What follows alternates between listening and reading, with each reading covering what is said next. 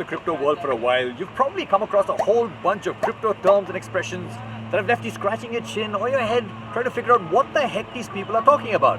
But the thing is, knowing what these terms mean and understanding them makes you feel like you're part of the crypto community. So this episode is dedicated to all my fellow crypto nerds. And for those of you who don't know what this means, well, you're about to find out.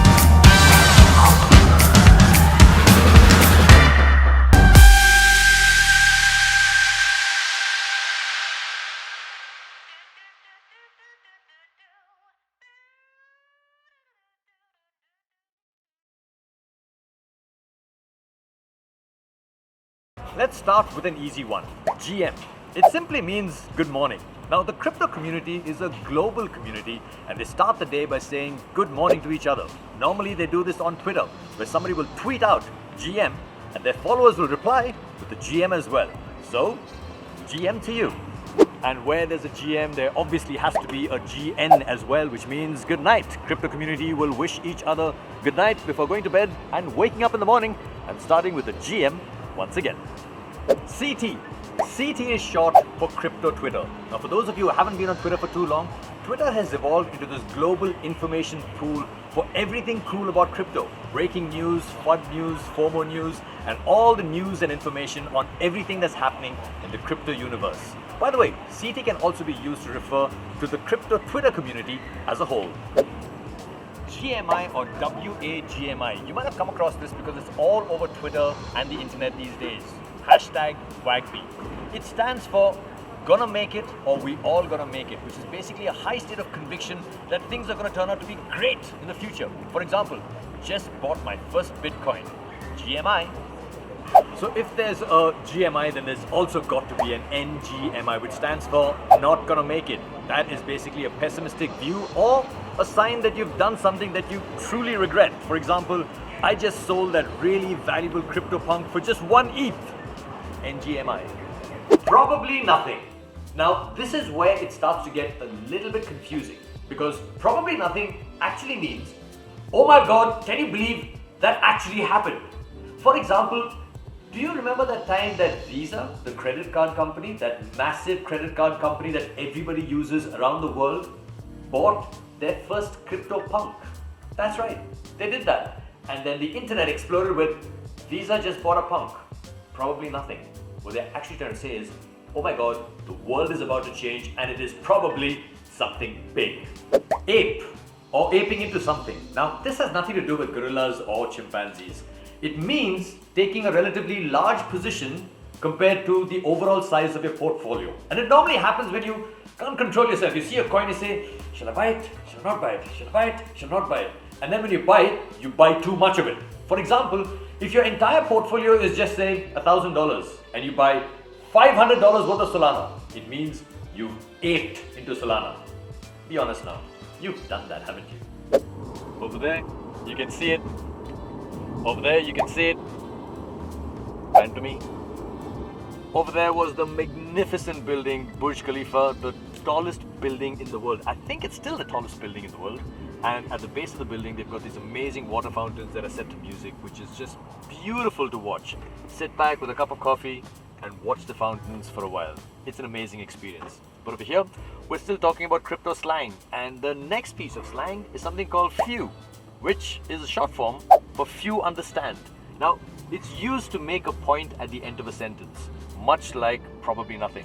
For example, Visa just bought a punk. Few. Full stop. Which means few people understand how big a deal it is that Visa bought a CryptoPunk. Get it? Then there's mint, not to be confused with Pudina or minting, which is the act of actually issuing a piece of art on the blockchain for the very first time by either the artist or the collector. For example, that's an amazing NFT collection. You should mint it. Get it?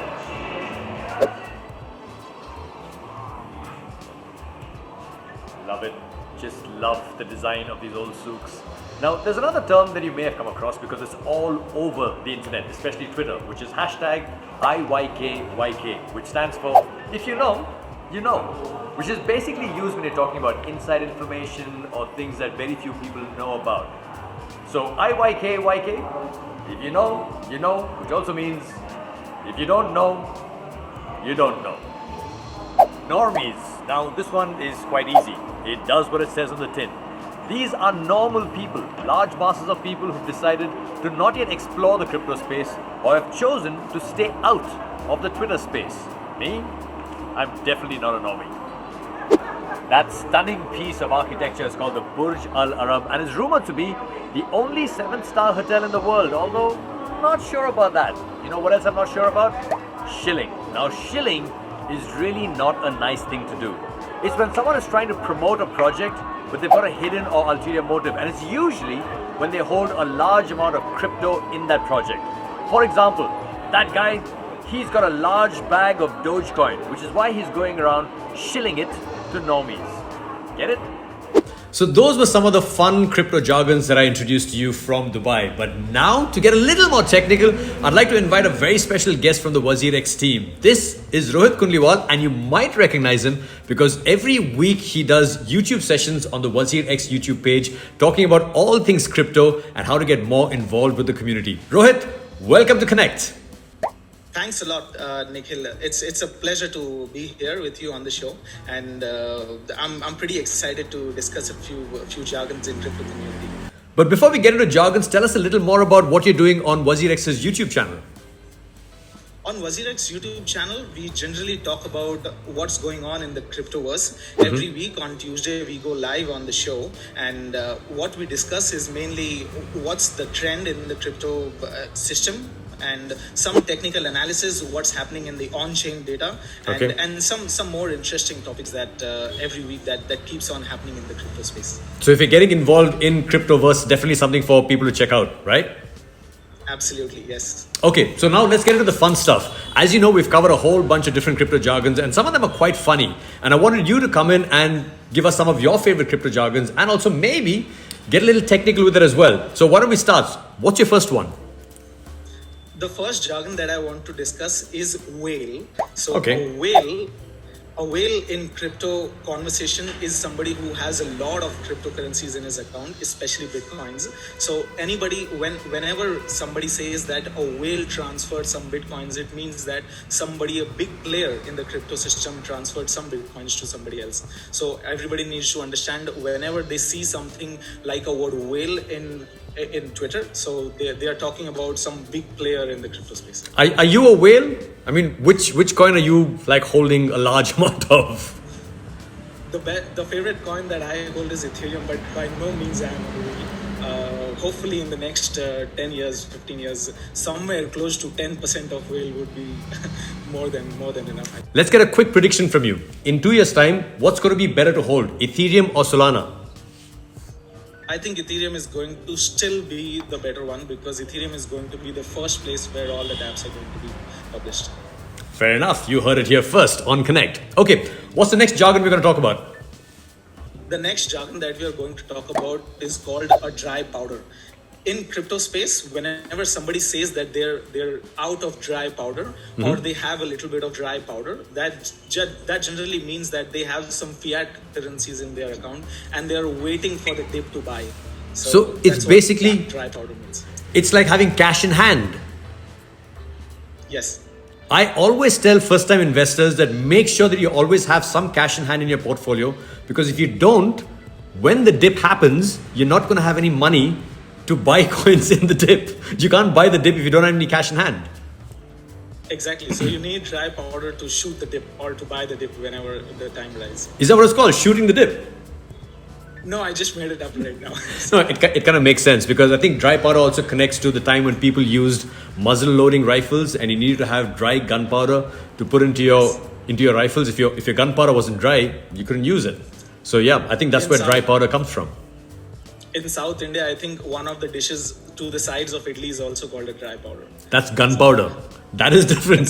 That's called gunpowder. Yeah, and it's fiery. Yes, it is.